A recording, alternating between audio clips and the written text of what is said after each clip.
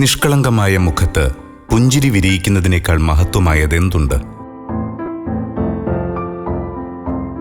പ്രഭാതത്തിൽ ഉണരുമ്പോൾ പ്രകൃതിയുടെ നന്മകളെ പുണർന്ന് ആത്മവിശ്വാസത്തോടെ ആരോഗ്യത്തോടെ ദൈവത്തിലേക്ക് മുഖം തിരിക്കാൻ ഒരു സമൂഹത്തിന് അവസരവും പ്രേരണയും നൽകുന്നതിനേക്കാൾ സ്വപ്നതുല്യമായി എന്തുണ്ട് ഈ പ്രപഞ്ചത്തിൽ? അതെ, മനുഷ്യജീവിതത്തിന്റെ അർത്ഥങ്ങൾ അന്വർത്ഥമാക്കിയ മഹാരഥന്മാരാണ് സമൂഹത്തിന്റെ പുരോഗതിക്ക് തണലേകിയത്. ഒരു നാടിന്റെ ജീവനാഡിയായി മാറാനും ആ പ്രദേശത്തെ ജനതയെ ആരോഗ്യമുള്ളവരും ആത്മവിശ്വാസമുള്ളവരും വിദ്യാസമ്പന്നരുമാക്കി മാറ്റാനും ജീവിതം സമർപ്പിച്ചവർ ചരിത്രത്തിൽ അപൂർവമാണ്. അത്തരമൊരു അപൂർവതയാണ് കോട്ടക്കൽ അൽമാസ് ഗ്രൂപ്പ് ഓഫ് ഇൻസ്റ്റിറ്റ്യൂഷനും ആ പ്രദേശത്തിന്റെ സ്പന്ദനങ്ങളെ ഹൃദയത്തിലേറ്റിയ ജനകീയ ഡോക്ടർ അഹമ്മദ് കബീറും കാണിച്ചു തരുന്ന പാഠം.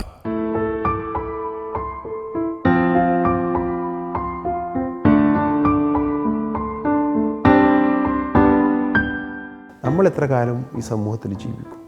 ആ ജീവിക്കുന്ന സമയത്ത് നമ്മൾ പ്രായമാകുമ്പോൾ തിരിഞ്ഞു നോക്കുമ്പോൾ എന്ത് ഞാൻ നേടി എന്ന് ചോദിക്കുമ്പോൾ എനിക്ക് വേണ്ടിയിട്ട് അല്ലെങ്കിൽ എൻ്റെ പ്രസ്ഥാനത്തിന് വേണ്ടിയിട്ട്, എൻ്റെ അൽമാസ് ഗ്രൂപ്പ് ഓഫ് ഇൻസ്റ്റിറ്റ്യൂഷൻസ് വേണ്ടിയിട്ട് എന്ത് നേടി എന്ന് ചോദിച്ചാൽ സത്യം പറഞ്ഞാൽ ഒന്നും നേടിയിട്ടില്ല. ഈ ഒരുപാട് ജനങ്ങളുടെ പ്രാർത്ഥനയുണ്ട്. അതെനിക്കറിയാം, ആത്മാർത്ഥമായിട്ട് എനിക്ക് ഫീൽ ചെയ്യാറുണ്ട് പലപ്പോഴും. കോട്ടക്കൽ ആയുർവേദത്തിന്റെ നന്മകൾ മനസ്സുകളിലേക്ക് പകർന്നു കിട്ടിയ നാട്. വിദ്യാഭ്യാസ വ്യാവസായിക മേഖലകളിൽ അതിവേഗം വികാസം കണ്ടെത്തുമ്പോഴും തനത് സംസ്കൃതിയെ കൈവിടാത്ത ജനത. ഇന്ന് ആ ജനതയ്ക്കുള്ള സ്വപ്നങ്ങളേറെയാണ്, അവ യാഥാർത്ഥ്യമാക്കാനുള്ള മാർഗങ്ങളും.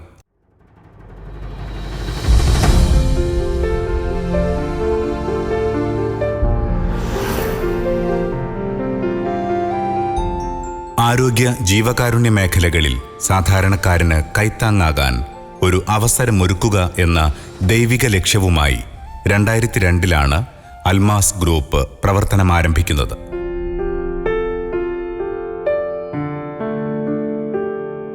കോട്ടക്കലിന്റെ ഹൃദയഭാഗത്ത് വിരലിലെണ്ണാവുന്ന ബെഡുകൾ മാത്രമായി ആരംഭിച്ച ആതുരാലയം.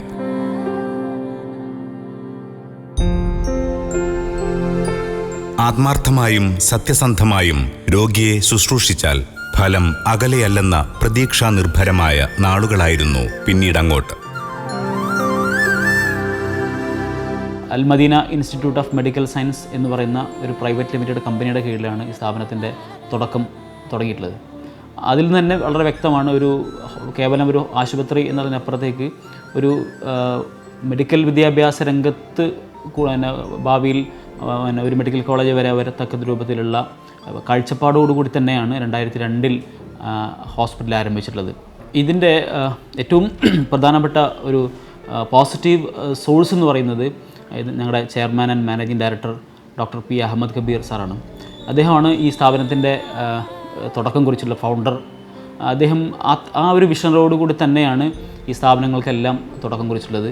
കേവലം ഒരു ബിസിനസ് എന്നുള്ളതിനപ്പുറത്തേക്ക് പൊതുജനങ്ങൾക്ക് കൂടെ ഉപകാരപ്പെടുന്ന രൂപത്തിലുള്ള ഒരു സമൂഹ നന്മയ്ക്ക് വേണ്ടിയിട്ടും ഒക്കെയുള്ള ഒരു സ്ഥാപനമായിട്ടാണ് ഇതിൻ്റെ തുടക്കവും ഈ സമയത്തുള്ള പ്രവർത്തനങ്ങളും. ഇന്ന് 450 ബെഡുകളുള്ള വിവിധ വിഭാഗങ്ങളിലായി ലോകത്തിൽ ലഭ്യമായ ഏറ്റവും മികച്ച ചികിത്സ ഉറപ്പുവരുത്തുന്ന സ്ഥാപനമായി മാറിയിരിക്കുന്നു അൽമാസ് ഹോസ്പിറ്റൽ.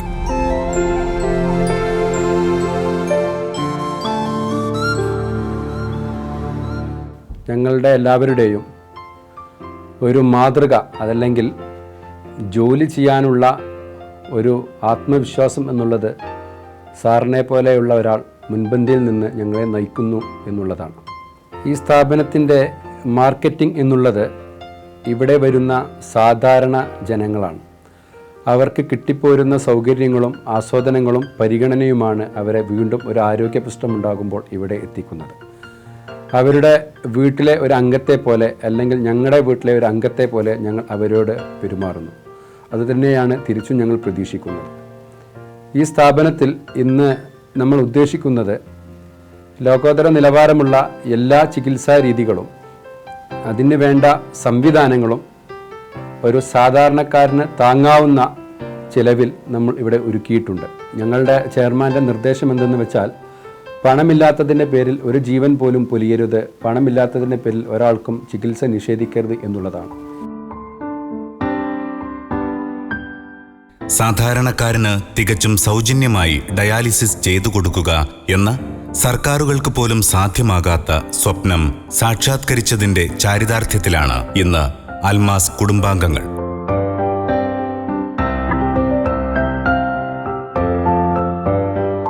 ഞാൻ ഏറ്റവും കൂടുതൽ സ്നേഹിക്കുന്ന എൻ്റെ രക്ഷിതാക്കൾ, എൻ്റെ മാതാപിതാക്കൾ, അല്ലെങ്കിൽ ഉമ്മാക്ക് കിഡ്നി രോഗം പിടിപെടുന്നത്. അങ്ങനെ കിഡ്നി രോഗം പിടിപെട്ടപ്പോൾ നമ്മുടെ മുന്നിൽ ഡയാലിസിസ് മാത്രമേ മാർഗമുള്ളൂ. ഡയാലിസിസ് ചെയ്യാൻ എന്താണ് ഡയാലിസിസ് എന്ന് നമ്മൾ തിയറി പറയുക, രോഗികളെ ചികിത്സിക്കുക എന്നല്ലാതെ എന്താണെന്ന് അനുഭവിക്കാൻ നമുക്ക് പറ്റി. ആ സമയത്ത് എത്ര സാമ്പത്തികം ഉണ്ടെങ്കിലും അവസാനം എവിടെ എത്തും ഒരു ഡയാലിസിസ് രോഗി എന്നുള്ളത് നമ്മൾ പഠിക്കണമെന്ന്. അങ്ങനെ അന്ന് നമ്മൾ കഠിനാധ്വാനം ചെയ്തിട്ട് ഡയാലിസിസ് സെൻറ്റർ എങ്ങനെയാണ് പാവപ്പെട്ട ആളുകൾക്ക് ഫ്രീ ആയിട്ട് നമ്മൾ ഡയാലിസിസ്, അല്ലെങ്കിൽ സാമ്പത്തികമായിട്ട് കഴിയാത്ത ആളുകൾക്ക് എങ്ങനെ നമ്മൾ ഡയാലിസിസ് ചെയ്യും എന്നതിനെ പറ്റി നല്ലപോലെ പഠനം നടത്തിയതിൻ്റെ അടിസ്ഥാനത്തിൽ ഒരിക്കലും ഒരു ഗവൺമെൻറ്റിനോ ഒരു പ്രൈവറ്റ് ആശുപത്രിക്കോ ഒരിക്കലും അത് ഫ്രീ ആയിട്ട് ചെയ്ത് കൊടുക്കാൻ പറ്റില്ല എന്ന് മനസ്സിലാക്കി. അതിൻ്റെ അടിസ്ഥാനത്തിൽ പല സംഘടനകളെയും IMB പോലത്തെ സംഘടനകളെ പിടിച്ചിട്ട് അവരുടെ സഹായത്തോടെ സൗജന്യമായിട്ട് ഡയാലിസിസ് ചെയ്യുന്ന ഒരു ലെവലിലേക്ക് നമ്മൾ പോയി. ഇന്ന് കാരുണ്യ ബെനവലൻറ്റ് ഫണ്ട്, ഗവൺമെൻറ് തരുന്ന ഫണ്ട് ഉപയോഗിച്ചിട്ട് ഡയാലിസിസ് ചെയ്യുന്ന ചുരുക്കം ചില ആശുപത്രികളുള്ളൂ. അതിലേറ്റവും പ്രധാനപ്പെട്ട എന്ന് വെച്ചാൽ ഏകദേശം 1500 മുതൽ 2000 രോഗികളെ വരെ 2000 ഡയാലിസിസ് ഒരു മാസത്തിൽ ചെയ്യുന്ന ഒരു പ്രൈവറ്റ് ആശുപത്രി കേരളത്തിൽ വേറെയില്ല. ഈ കിഡ്നി രോഗിയുടെ സംരക്ഷണം സത്യം പറഞ്ഞാൽ നമ്മൾ ഏറ്റെടുത്തു എന്ന് പറയുന്ന രീതിയിൽ പ്രവർത്തിച്ചതിൻ്റെ ഒരു കാഴ്ചപ്പാടായിരിക്കാം മിക്കവാറും നമ്മളുടെ ഒരു ഗ്രോത്ത്, നമ്മൾ ആശുപത്രിയുടെ, അല്ലെങ്കിൽ നമ്മൾ എന്തുകൊണ്ട് ഇങ്ങനെ ഈ ഒരു സ്റ്റേജിലേക്ക് വളർന്ന ഒരു 10-15 വർഷം കൊണ്ട് നമ്മൾ സാധാരണ ഒരു പ്രതീക്ഷിക്കാത്ത രീതിയിലേക്കുള്ളൊരു ഗ്രോത്ത്, ഒരു വളർച്ച നമുക്കുണ്ടായിട്ടുണ്ടെങ്കിൽ അതിൻ്റെ അടിസ്ഥാനം ഈ പാവങ്ങൾക്ക് എന്നുവെച്ചാൽ സൗജന്യമായിട്ട് വെറും കൈയോടെ വന്നാൽ ഡയാലിസിസ് ചെയ്ത് പോകാൻ പറ്റുന്നൊരു സന്ദർഭം നമ്മളുണ്ടാക്കി. ആ ഒരു കാരണമാണ് സത്യത്തിൽ ഇന്നും ആത്മാർത്ഥമായിട്ട് ഉള്ളിൻ്റെ ഉള്ളിൽ ഞാൻ വിശ്വസിക്കുന്നത്. എന്തെങ്കിലുമൊക്കെ അൽമാസ് ഇൻസ്റ്റിറ്റ്യൂഷൻസ് എന്തെങ്കിലുമൊക്കെ ഡെവലപ്പ് ചെയ്തിട്ടുണ്ടെങ്കിൽ അതാണ് അതിൻ്റെ ബേസ് എന്നുള്ളതാണ് ഞാൻ മനസ്സിലാക്കുന്നത്.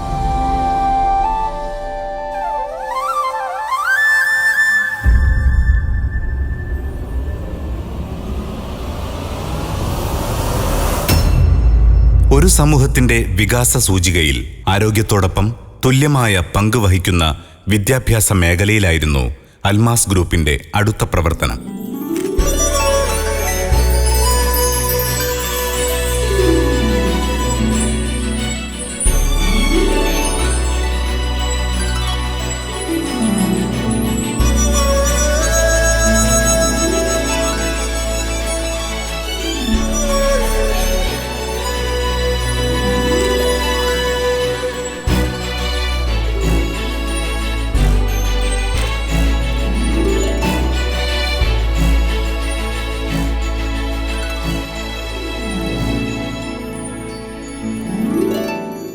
വിദ്യാഭ്യാസത്തിലൂടെ മാത്രമേ സ്ഥായിയായ പുരോഗതി കൈവരിക്കാനാകൂ എന്ന ഡോക്ടറുടെ വിശാലമായ കാഴ്ചപ്പാട് 2005-ൽ കോട്ടക്കലിൽ സമഗ്ര വിദ്യാഭ്യാസത്തിന് അടിത്തറപ്പാകി. This is Peace Public School. We have almost 13 schools, and this Kottakkal Peace School is run by Dr. Kabir under the Almas group of institutions. The thing is that here we are giving the education under Islamic environment with secular education. We are giving more importance to the secular education, and the thing is that we have certain different kind of methodology which most of the other schools are not following. And especially we have special coordinators for different subjects, especially emotional intelligence. We have a coordinator. This is to make the students emotionally balanced so that will support them to learn their lessons well. And we have extracurricular activities here. We have language labs, And in lower classes we follow the material based education, not exactly the Montessori, but all the materials are being used in the classrooms.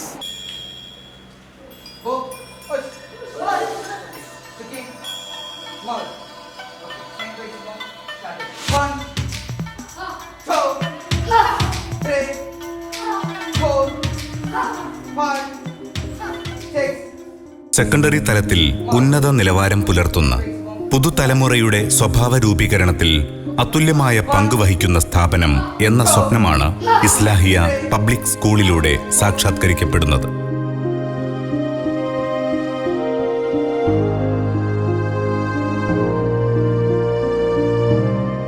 നല്ല ക്വാളിറ്റിയുള്ള ഒരു തലമുറയെ വാർത്തെടുക്കുക എന്നതിൻ്റെ ഉദ്ദേശത്തോടു കൂടി നല്ല ഈ പ്രദേശത്തെ ഏറ്റവും മികച്ച ഇൻഫ്രാസ്ട്രക്ചർ സൗകര്യങ്ങളോടുകൂടി ഏറ്റവും മികച്ച ഫാക്കൽറ്റീസിൻ്റെയും ഒക്കെ അക്കാദമിക്സ് സൗകര്യങ്ങളോടുകൂടി ചെയ്യുന്ന പബ്ലിക് സ്കൂൾ.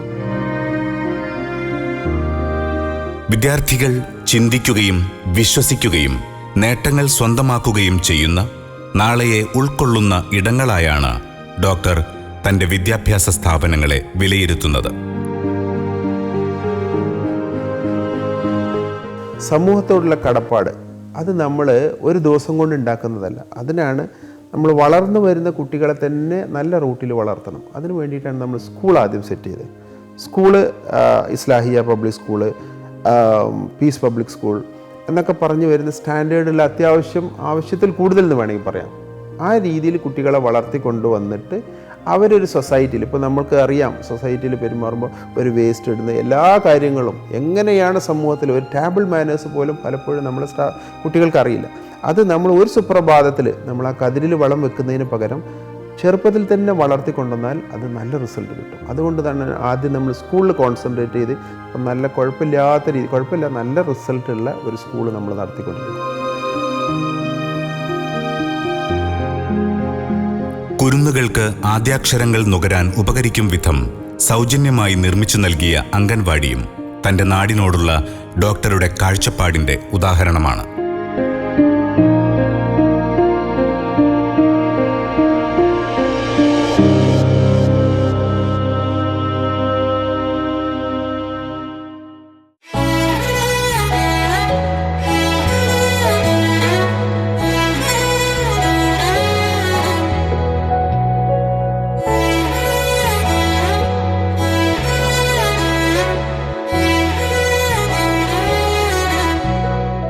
അടിസ്ഥാന വിദ്യാഭ്യാസത്തിന് അവസരങ്ങൾ നിരവധിയുണ്ടെങ്കിലും മികച്ച നിലവാരമുള്ള ഉന്നത വിദ്യാഭ്യാസ അവസരങ്ങൾ മലബാറിൽ കുറവാണെന്നും കോട്ടക്കലിൽ യുവജനതയ്ക്ക് ചിറകുകൾ നൽകാൻ അത്തരമൊരു സ്ഥാപനം തുടങ്ങുക എന്നത് തൻ്റെ ഉത്തരവാദിത്വമാണെന്നും ഡോക്ടർ തിരിച്ചറിഞ്ഞു.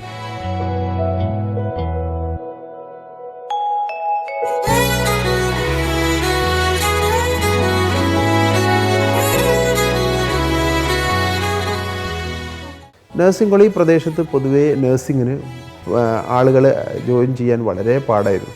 അതെന്ത് ചെയ്തെന്ന് വെച്ചാൽ നമ്മൾ സിസ്റ്റം തന്നെ മാറ്റി, ഡൊണേഷനൊന്നും വാങ്ങിക്കാതെ നല്ല സ്റ്റാൻഡേർഡുള്ള ഇന്ന് അൽമാസ് നഴ്സിംഗ് കോളേജിൽ അഡ്മിഷൻ കിട്ടാൻ ഭയങ്കര പ്രയാസം.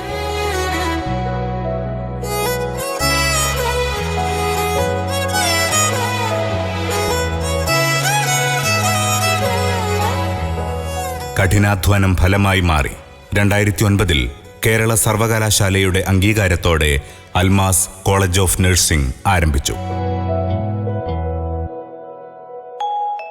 We are under the auspices of the Almas Medical Educational and Charitable Trust, under the able guidance and management of our managing trustee, Dr. P.A. Kabir.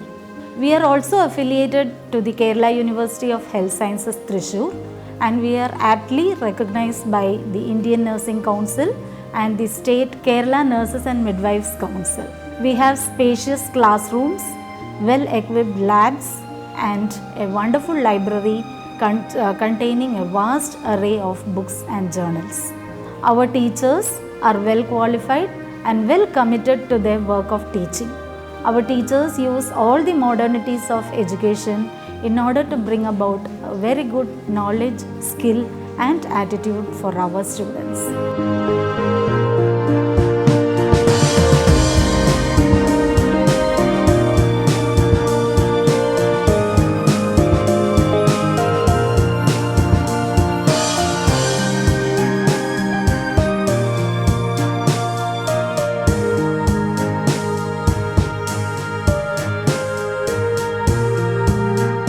കടമകൾ ചെറുതല്ലെന്നും ഉത്തരവാദിത്വങ്ങളിൽ നിന്ന് മാറി നിൽക്കാൻ മനസാക്ഷി അനുവദിക്കില്ലെന്നും തിരിച്ചറിഞ്ഞ അൽമാസ് കുടുംബം 2008 തങ്ങളുടെ പ്രവർത്തനങ്ങളിലെ ഏറ്റവും മഹനീയമായ സംരംഭം Almas medical educational and charitable trust ആരംഭിച്ചു.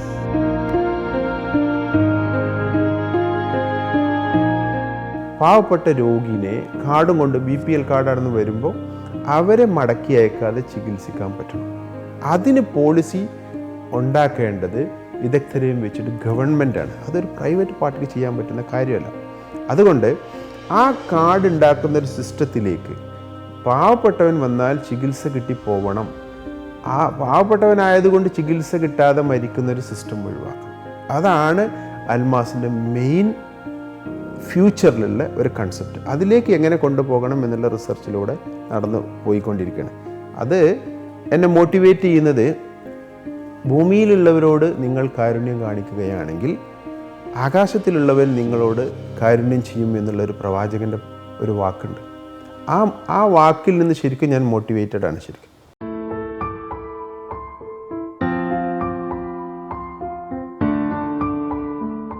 അനാഥകൾക്കും വിധവകൾക്കും അശരണർക്കും ഗുണമേന്മയേറിയ സൗജന്യ ചികിത്സ അതോടെ സ്വപ്നമല്ലാതായി മാറി.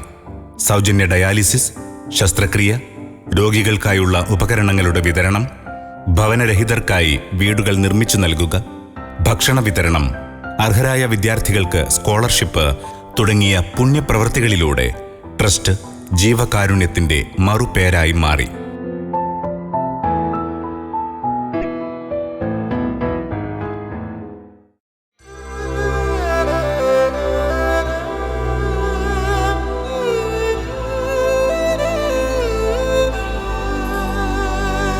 ഒരു പ്രദേശത്തെ അടയാളപ്പെടുത്തുന്നതിൽ പ്രധാന പങ്ക് വഹിക്കുന്ന ഘടകങ്ങളെ അവഗണിച്ചുകൊണ്ടുള്ള വളർച്ച സമഗ്രമല്ല എന്ന തിരിച്ചറിവിൽ നിന്നാണ് ആയുർവേദ ചികിത്സാ മേഖലയിലേക്കുള്ള കാൽവെപ്പ് അൽമാസ് ആരംഭിച്ചത്.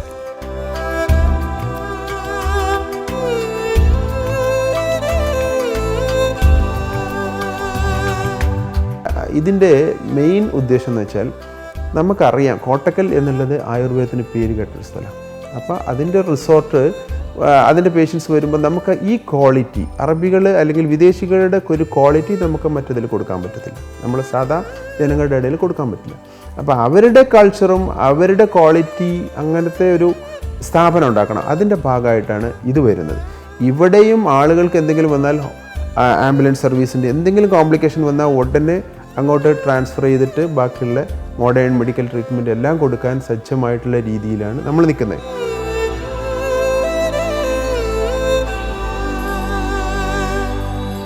ഇന്ന് ആയുർവേദ ചികിത്സയും റിസോർട്ടും ഉൾപ്പെടെ ഈ മേഖലയും അഭിവൃദ്ധിയുടെ പാതയിലാണ്.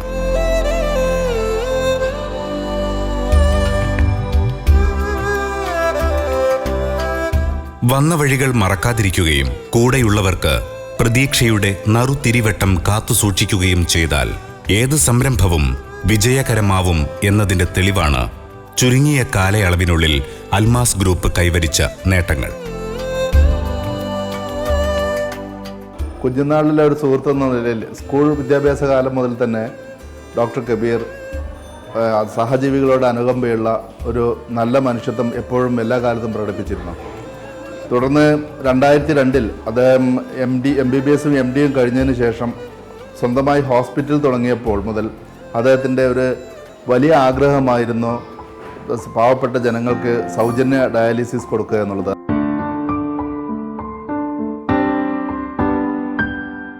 പിതാവ് പുതുക്കുടി ബാവ ഹാജിയും മാതാവ് ഫാത്തിമയും കാണിച്ചു തന്ന നന്മയുടെ പാതകൾ ദാവങ്കരെ JJM മെഡിക്കൽ കോളേജിൽ നിന്ന് മെഡിക്കൽ ബിരുദാനന്തര കാലത്ത് ലഭിച്ച അനുഭവങ്ങൾ, അറിവുകൾ, സേവന വഴിയിൽ തണലേകുന്ന ഭാര്യയും മക്കളും, സ്നേഹബന്ധങ്ങളിൽ, നന്മയിൽ, കരുതലിൽ വിശ്വസിക്കുന്ന നാടിന്റെ സ്പന്ദനങ്ങൾ. വാപ്പയും ഉമ്മയും സത്യം പറഞ്ഞാൽ വിദ്യാഭ്യാസപരമായിട്ട് 2ാം ക്ലാസ്സും 4ാം ക്ലാസ്സുമാണ്. ഉമ്മയാണ് 4ാം ക്ലാസ് വരെ പഠിച്ചിരിക്കുന്നത്, ഉപ്പ 2ാം ക്ലാസ് വരെ പഠിച്ചു. അപ്പോൾ അവരൊരിക്കലും എന്താ പറയുക, എൻ്റെ കുട്ടിയെ അങ്ങനെ പഠിപ്പിക്കണം എന്ന് ആഗ്രഹം ഉണ്ടെങ്കിലും ഒരു വിദ്യാഭ്യാസപരമായിട്ട് ബാക്ക്ഗ്രൗണ്ടുള്ള ഒരാൾക്കുണ്ടാവുന്ന ആ ലെവലിൽ അവർ ചിന്തിച്ചിട്ടില്ല. അതിന് പകരം ഞാൻ വളർന്നു വന്ന് എനിക്ക് ഡോക്ടർ ആവാനാണ് ആഗ്രഹം. എൻ്റെ 10ാം ക്ലാസ്സൊക്കെ ആകുമ്പോൾ എൻ്റെ മാർക്കും ഒക്കെ ചോദിക്കുമ്പോൾ സ്വാഭാവികമായിട്ട് നമ്മൾ പിള്ളേരോട് ചോദിക്കുന്ന പോലെ ചോദിക്കുമ്പോൾ ഡോക്ടർ ആവാനാണ് ആഗ്രഹം എന്ന് പറയുമ്പോൾ ഓക്കെ, അതൊരു എല്ലാവരും പറയുന്ന ഒരു ആഗ്രഹം എന്നതിൽ കവിഞ്ഞ് പല പ്രാവശ്യം എൻ്റെ മാതാവ് നിസ്കരിക്കുന്ന സമയത്ത് കരയുന്ന ഞാൻ കാണുന്നുണ്ടായിരുന്നു. പക്ഷേ നമ്മളറിയാതെ അവർ പ്രാർത്ഥിക്കുന്ന ആ പ്രാർത്ഥനകൾ നമ്മൾ കേൾക്കുന്നുണ്ടായിരുന്നു. ആ പ്രാർത്ഥനയുടെ പ്രധാന ഭാഗം എൻ്റെ കുട്ടിക്ക് ഡോക്ടർ ആവാൻ ആഗ്രഹമുണ്ട്, അത് പടച്ചോനെ നിറവേറ്റി കൊടുക്കണേ എന്ന് പ്രാർത്ഥിക്കുന്ന ഒരു മാതാവ്. അത് ഞാൻ എൻ്റെ മദർ എനിക്ക് വേണ്ടി പ്രാർത്ഥിക്കുന്നത് ഞാൻ കേട്ടതാണ്. സത്യം പറഞ്ഞാൽ എന്തൊക്കെ മോട്ടിവേഷൻ എന്ന് പറഞ്ഞാലും ഞാൻ വിശ്വസിക്കുന്നു ആ പ്രാർത്ഥനയാണ് ഞാൻ എന്തെങ്കിലും ആയിട്ടുണ്ടെങ്കിൽ അതിൻ്റെ അടിസ്ഥാനം. മാക്സിമം എന്നെ സപ്പോർട്ട് ചെയ്യുന്ന എൻ്റെ ഭാര്യ.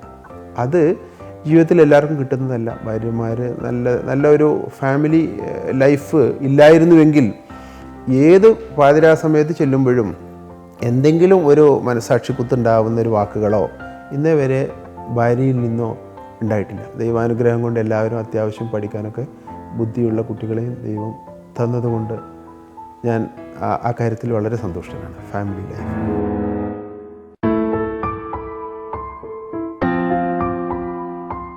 ദൈവാനുഗ്രഹം ഡോക്ടറെ മുന്നോട്ട് നയിക്കുന്ന ശക്തി മറ്റൊന്നുമല്ല. അതുകൊണ്ട് തന്നെയാണ് തൻ്റെ നാടിനായി കാണുന്ന സ്വപ്നങ്ങൾ കൂടുതൽ വിശാലമാകുന്നതും.